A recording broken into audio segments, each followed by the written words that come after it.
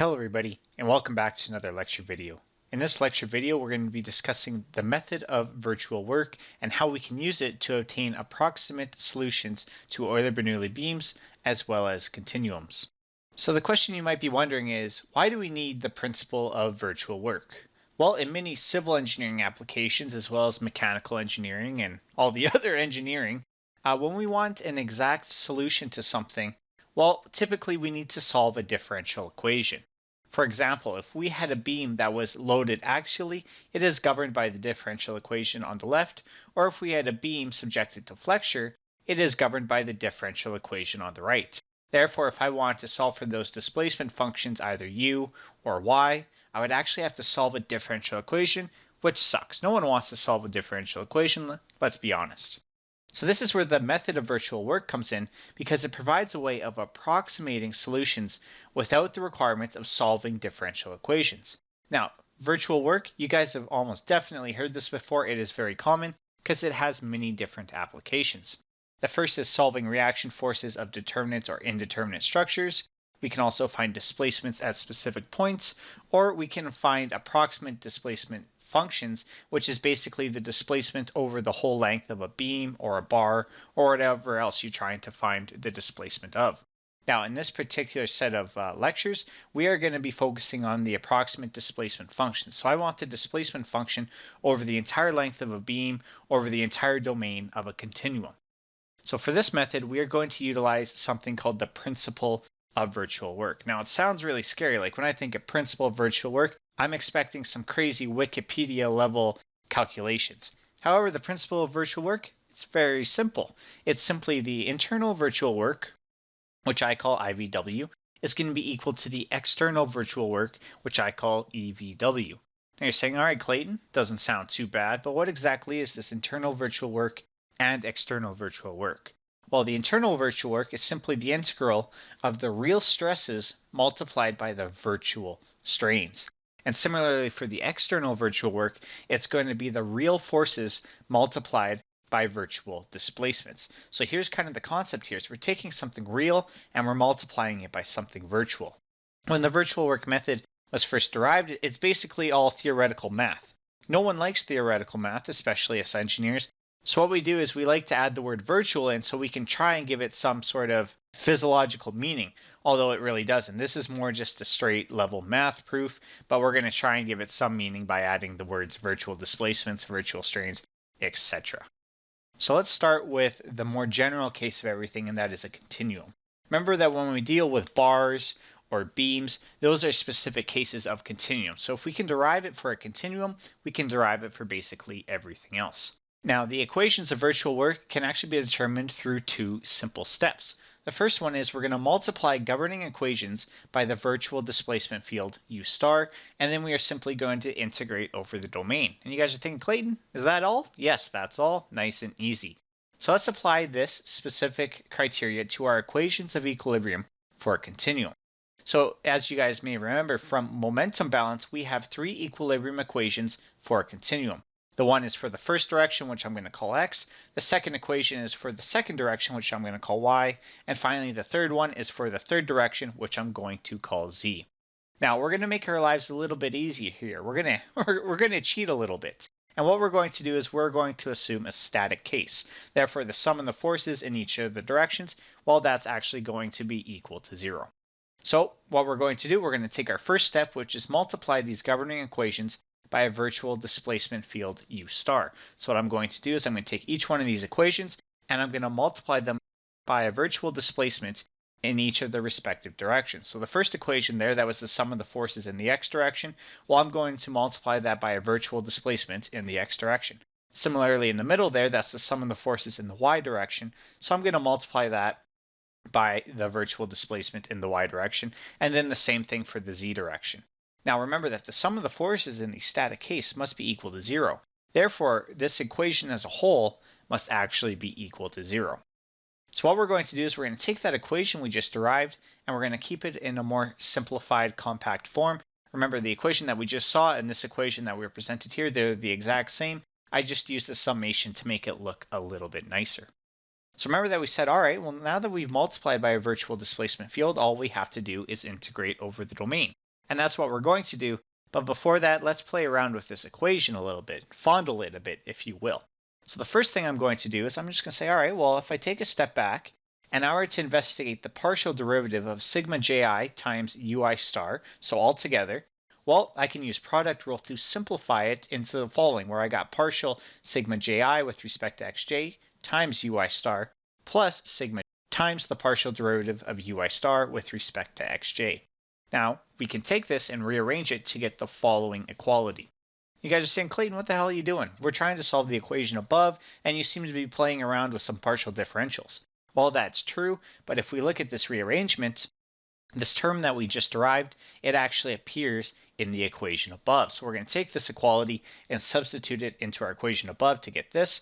And then I'm going to take this term right here and simply move it to the other side. So our equation above effectively becomes this nice new equation where we have the summation of the partial derivative of sigma ji ui star with respect to xj plus the summation of our body forces vector rho bi multiplied by ui star, and this is going to be equal to the summation of sigma ji multiplied by the partial derivative of ui star with respect to xj. Now that's a real mouthful to say. I don't recommend it.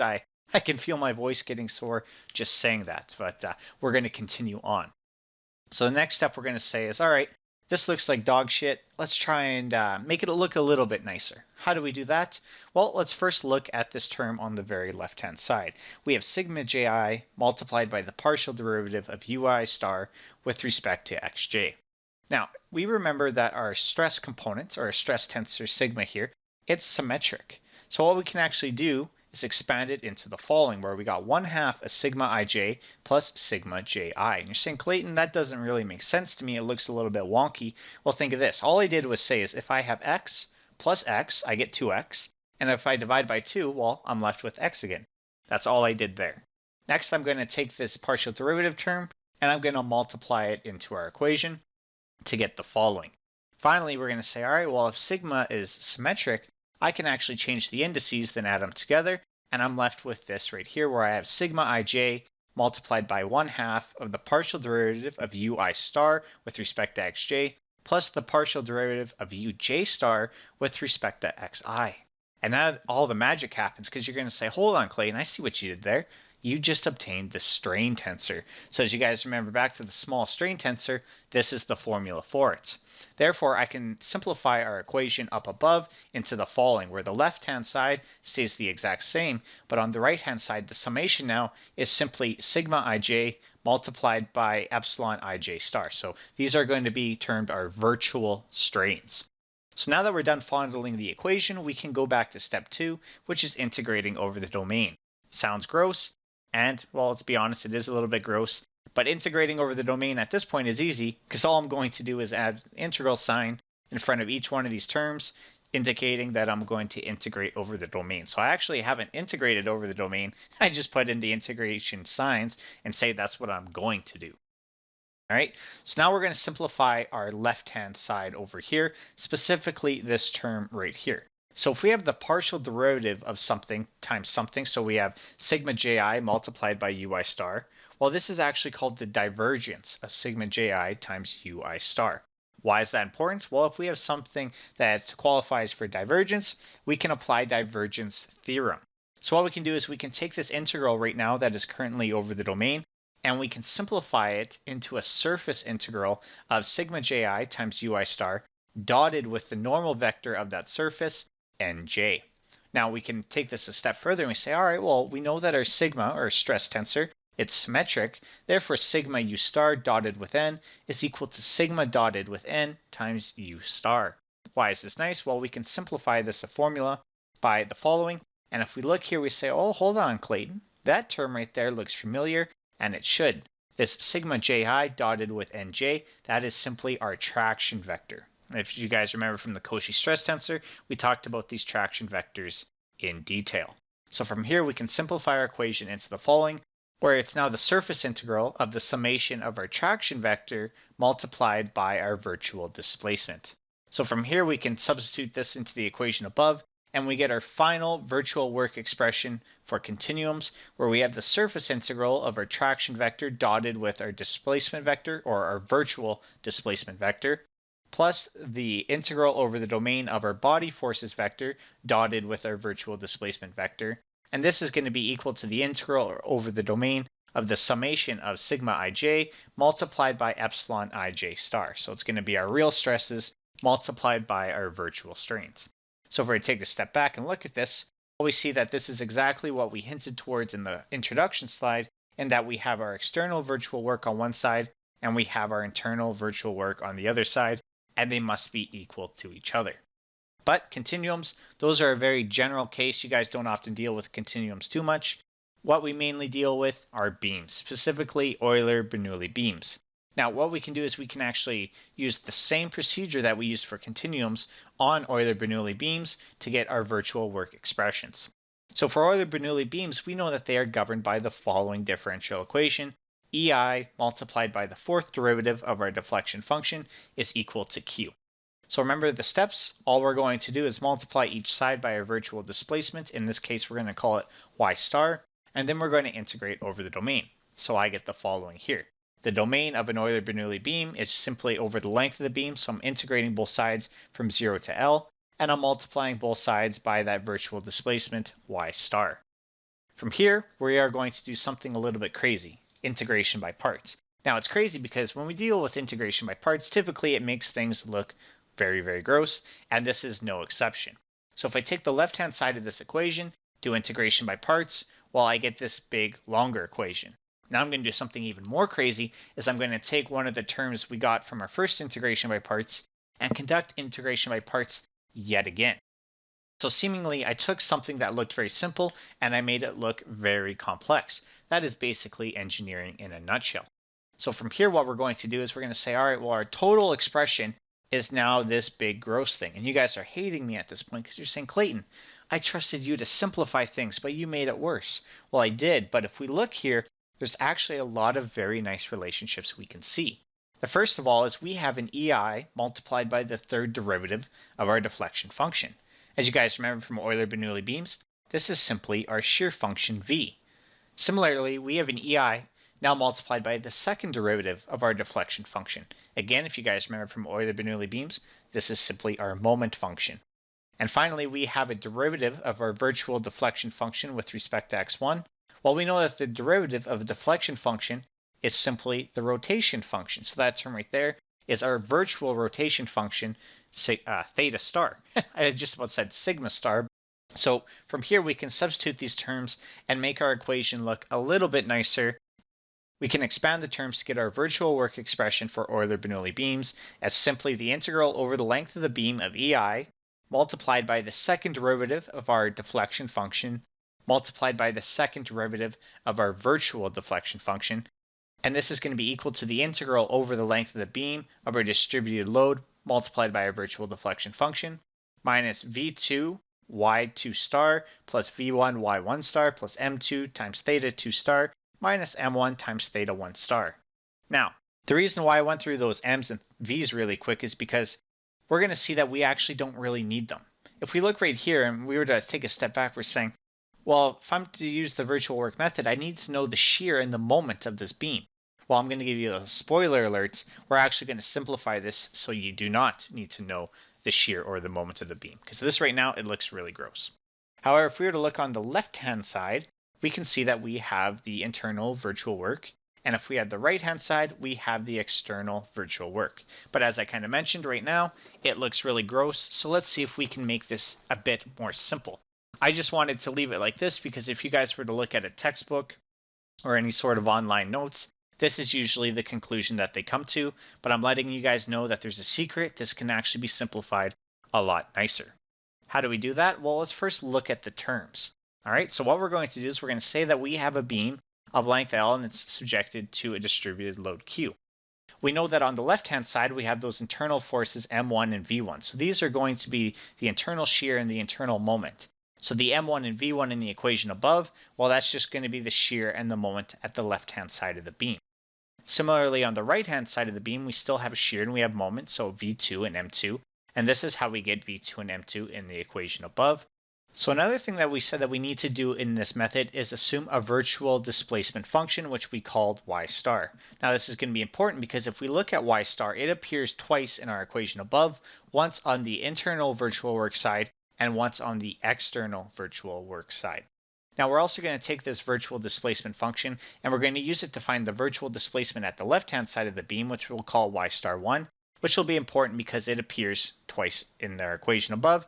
And then we also need to find the virtual displacement at the right-hand side of the beam, which we're going to call y2 star, which is also important because it appears twice in the equation above. But the question remains to be seen. How do we deal with point loads or concentrated moments? Let's say that I had this same beam here, but I were to apply a concentrated point load downwards P right in the center of the beam. I have no parameters in my equation above to actually account for that. So the best way to show you guys what actually happens is we're going to look at this example right here, where we have a beam where the left-hand side is fixed, the right-hand side is pinned, and we have a concentrated load P right at the center of the beam.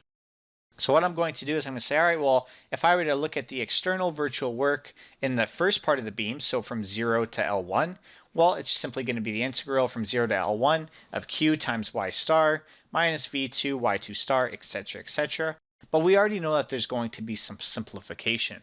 The first is, since that left-hand side is fixed, we know that there is no deflection at point 1, therefore y1 star, that must be equal to 0. Same thing goes for the rotation. Since it's fixed, we know that there is no rotation at y1, therefore theta 1 star must also be equal to 0. Now if I were to look at the second domain there, so for L2, and I were to look for the external virtual work, well, I'm going to integrate our distributed load from L1 to L2, and I'm going to minus V3 times y3 star, etc., etc. But again, there is a little bit of simplification. The first one is at point 3 there, we have a pin support, so we know that there is no deflection there, so y3 star is going to be equal to 0. And because it's a pin, we also know that there is no moment at 3. Therefore, M3 is going to be equal to 0. Another thing that we can kind of see a relationship between these two, if I were to look at the integral over the length of the beam, well, I'm integrating the same function. I'm integrating Q times y star. Therefore, instead of integrating once from 0 to L1, and then again from L1 to L2, I can simply just integrate from 0 all the way until L2. So if I were to sum up the external virtual work to get the total external virtual work, I get the following equation. Again, first I'm integrating from 0 to L2 of Q times y star, because again, Q times y star, it's the same function in the first external virtual work term and the second external virtual work term, therefore I don't need to separate it into two integrals. And then basically what I get is this. I get the change in shear multiplied by y2 star plus the change in moment multiplied by theta 2 star. If I were to look at point 2, or in any general case, the only time that we have a change in shear at a very specific point is when we have a point load. Therefore, this right here, the change in shear at point 2, this is actually going to be equal to our load P. And this is very easy to see. If you guys were to draw the shear diagram for this, you see that at this point, number 2, we have a drop in our shear diagram where the magnitude of the drop is equal to P. Therefore, the change in shear at point 2 is going to be equal to P. Now, if we were to look at the change in moment at point 2, we know that the only time we're going to have a change in moment at a point is when we have a concentrated moment. Therefore, if we were to look at this and say, well, we don't have a concentrated moment, therefore this change in moment at point 2, well, that actually has to be equal to 0. So you guys can probably start seeing what's going to happen to our external virtual work terms. So from here, we can say, all right, well, what about our internal virtual work terms? So I'm going to do the same thing as before, where I find the internal virtual work of one section and then add it to the external virtual work of the other section. And if I look at this, I say, well, hold on one second. I have the exact same function in both of those integrals. Therefore, instead of integrating the same function once from 0 to L1, and then again from L1 to L2, well, I can just treat this as a single integral from 0 all the way until L2. Therefore, if I were to compare the internal virtual work and the external virtual work now, after we did all this simplification, we can come out with a couple of nice things. The first one is that internal virtual work there can be integrated over the whole length of the beam. We actually didn't need to separate it into two parts. And the second part is this external virtual work, we can calculate that directly from the external loads. We didn't actually need to look at the shear or the moment or anything like that. We can obtain it directly from the external loads. And this leads me to my simplified virtual work expression for Euler-Bernoulli beams, where we take the integral over the length of the beam of EI multiplied by the second derivative of our deflection function multiplied by the second derivative of our virtual deflection function, which is equal to the integral over the length of the beam of our distributed load Q multiplied by the virtual displacement function y star, plus any point loads multiplied by their virtual displacements yi star. Now, keep in mind that I put yi star because these are the virtual displacements at the location where that point load acts. This isn't the general virtual displacement function, but rather the virtual displacements at the location of that point load. And then finally, plus the summation of any concentrated moments multiplied by their virtual rotations, theta j star. Nice and easy, right? Much easier than trying to examine the shear as well as the bending moment diagrams. So the question becomes, all right, well, we have a nice equation for the principle of virtual work here, but how do I approximate the solution? Because remember, the whole goal here was to make an approximation solution without having to solve a differential equation. Well, if we look at this equation right here, we only really have one unknown, and that is our displacement function y. Remember that y star is something that we assume, so we don't need to actually try and derive that. EI, that's just a property of the beam, as well on the right-hand side, we just have our external loads. So again, if we were to look here, we only actually have one unknown, and that is going to be our displacement function y. So to approximate this displacement, we begin by assuming an approximation function. And typically we select a polynomial. So for instance, I can say that my approximate displacement y is actually going to be equal to a0 plus a1 times x1 plus a2 times x1 squared plus etc. etc. So you guys aren't limited to 3 terms. I just did this for the purpose of the example. If you guys want to, you guys can include a3, a4, a5, a6. If you guys are getting crazy, you guys can go all the way up to a100. It doesn't really matter. Now what you guys will find that in general, the more terms you guys add, the better the approximation is going to be. And if we were to look here, we can say, all right, well, x1, that's just going to be x1. That's nothing too crazy. It's a0, a1, and a2 that are actually the unknowns. So the whole goal here now isn't to solve for our displacement function. It is to determine the a coefficients in our approximation solution. So as you guys may guess, we will solve for these a coefficients using the principle of virtual work. But before we do that, there's actually one more thing that we have to consider. When we define one of these approximation functions, so y_approx, we actually have to make sure that it satisfies the essential boundary conditions. Now, I put it in red here to really emphasize it, the essential boundary conditions, or if you guys may have heard from online textbooks or something like that, these are also called prescribed boundary conditions. And what these are is these are boundary conditions related to displacement as well as rotation. And that's it. So if you guys have a boundary condition related to shear, we actually don't consider that right now. So for instance, if I had this cantilever beam subjected to a load here, and I say, all right, well, I'm going to use the virtual work method to determine an approximation solution for this beam, and I say I'm going to pick this approximation function right here, a0 plus a1 times x1 plus a2 times x1 squared. Well, we actually have a problem. If we look at the left-hand side of the beam, we know it's fixed. Therefore, the displacement as well as the rotation at that end of the beam must be equal to 0. So what we need to do is we need to modify our approximation function to account for these boundary conditions. So if I know that my approximation function at x1 is equal to 0 has to be 0, I can actually solve for a0, where a0 is equal to 0. The same thing goes for the rotation. The derivative of our approximation function at x1 is equal to 0 must be equal to 0. From there we can conclude that a1 is actually equal to 0. Now remember that these essential boundary conditions only apply to displacement and rotation. So even though we have a free end at the other side of the beam, which means that the moment and the shear must be 0, we actually don't account for those boundary conditions at all. We're only interested in the ones for displacement as well as rotation. So after I update this, I can say, all right, well, if I know that a0 and a1 are equal to 0, then my approximation function is now simply a2 times x1 squared, which is great. Most people look at these boundary conditions as kind of a pain in the ass, but they're actually very, very nice in the fact that we can solve for a lot of the a coefficients in our problem simply by applying these essential boundary conditions. Basically, we went from 3 unknown a coefficients down to just a single a coefficient. So the question is, how do we solve for that last a coefficient, a2? Well, it's actually kind of weird, so what I decided to do is I'm just going to show you guys the essential steps of the virtual work method, and hopefully by the end it'll be very clear what exactly we are doing. All right, so again, although we have an equation for the internal virtual work and the external virtual work, it's kind of difficult knowing how to apply this equation.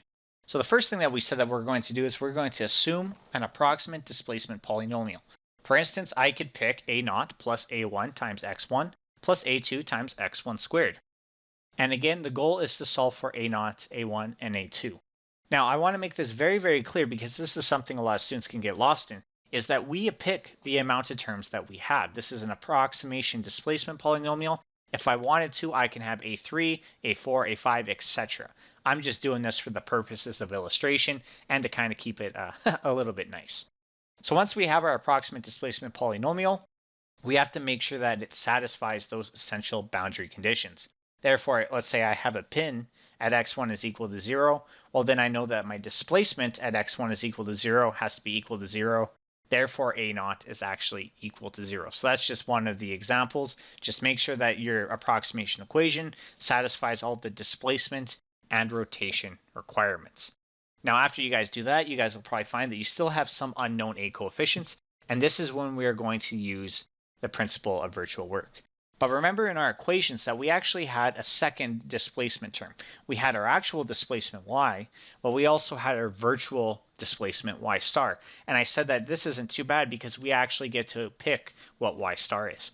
So what we're going to do is we're going to set the virtual displacement function y star as the exact same as our approximate displacement y approx, except that instead of a coefficients, we are going to now replace it with virtual a coefficients. Now you guys read that and you guys are probably thinking, that sounds like crap, I have no idea what you just said. Well, it's basically this.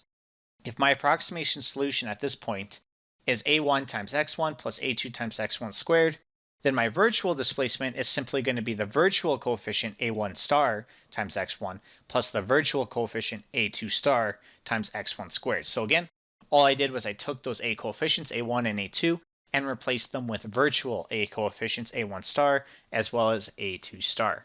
Now from here, I'm thinking, oh, this is great because now I have my approximation function and I have my virtual function.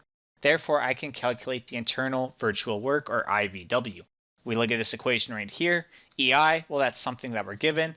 Our approximation function we know, and our virtual displacement function we also know. So right here, we actually have no unknowns in this equation. We can move on and say, all right, well, now that I did the internal virtual work, I can also calculate the external virtual work. We have a nice equation for it here. And again, if we were to look here, we actually have no unknowns. We have y star, which we know, and the rest is solely based on our external loading, which is something that you guys are typically given.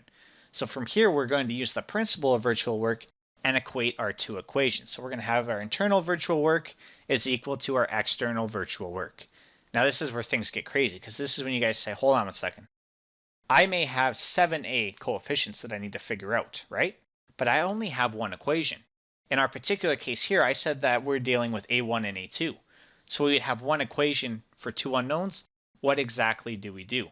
Well, this equation that you guys obtain here, when you guys equate the internal virtual work to the external virtual work, it's actually really nice in that we can factor out our virtual coefficients. So rather than just one big ugly equation is equal to another big ugly equation, we can rearrange it so that it's going to be something something something times a1 star plus something something something times a2 star is going to be equal to something something something times a1 star plus something something something times a2 star. So here's the key here. We factor out all of those virtual coefficients. Now what we can do is we can take the equation above and we can solve for our unknown a coefficients by equating the terms in front of the virtual coefficients. You're saying, Clayton, you lost me there. What exactly did you say? Well, we're going to have a coefficient in front of each of the virtual coefficients there. What we're simply going to do is we're going to equate them and make that equation number one. Similarly, if we have a2 star, I'm going to do the same thing, where I'm going to equate the two coefficients in front of each one of them. Now, if we were to look at equation 1 and 2 here, where we have a1 star is equal to a1 star, and a2 star is equal to a2 star, we can actually see that these virtual coefficients cancel each other out. Therefore, I have two equations now with two unknowns. I can solve for a1 and a2. Now, if you guys are at the end here and thinking, well, still, this doesn't quite make sense, I don't blame you. The virtual work method is one of the hardest methods to comprehend because, again, it's derived solely from mathematics. It doesn't really have any physical meaning. I like the physical meaning so I can actually picture what's going on. Virtual work method, a little bit harder to do that. So if you guys are still having troubles with this method by the end here, in the description down below, you'll find links for a couple examples of this virtual work method. And hopefully by the end of the examples, you guys will say, all right, I know exactly what I'm trying to do or exactly how I'm trying to solve this problem. So yep, that's it guys. That's it for this video. Thank you guys so much for listening. I really appreciate it. I will see you guys in the next lecture video.